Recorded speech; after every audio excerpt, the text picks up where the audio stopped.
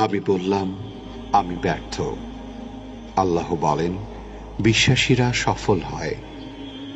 আমি বললাম, আমার জীবনে অনেক কষ্ট। আল্লাহ বলেন, নিশ্চয়ই কষ্টের সাথে আছে স্বস্তি। আমি বললাম, আমাকে কেউ সাহায্য করে না। আল্লাহ বলেন, মুমিনদের সাহায্য করা আমার দায়িত্ব। আমি বললাম, আমি দেখতে খুবই কুৎসিত। আল্লাহ বলেন, আমি মানুষকে সৃষ্টি করেছি সুন্দরতম আকৃতিতে। আমি বললাম, আমার সাথে কেউ নেই। আল্লাহ বলেন, ভয় করো না, আমি মুমিনদের সাথে আছি। আমি বললাম, আমার পাপ অনেক বেশি। আল্লাহ বলেন, আমি তওবাকারীদের ভালোবাসি। আমি বললাম, আমি সব সময় অসুস্থ থাকি। আল্লাহ বলেন, আমি কোরআনকে রোগের নিরাময় হিসাবে পাঠিয়েছি।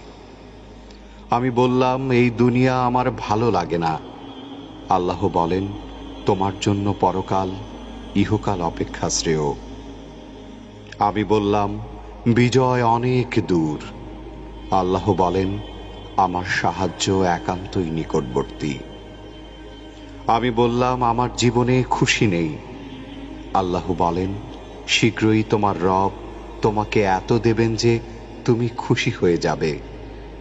আমি বললাম, আমি সব সময় হতাশ। আল্লাহ বলেন, আর তোমরা নিরাশ হও না এবং দুঃখ করো না। আমি বললাম, আমার কোনো পরিকল্পনা সফল হচ্ছে না। আল্লাহ বলেন, আল্লাহ সর্বোত্তম পরিকল্পনাকারী। আমি বললাম, আমার কেউ নেই।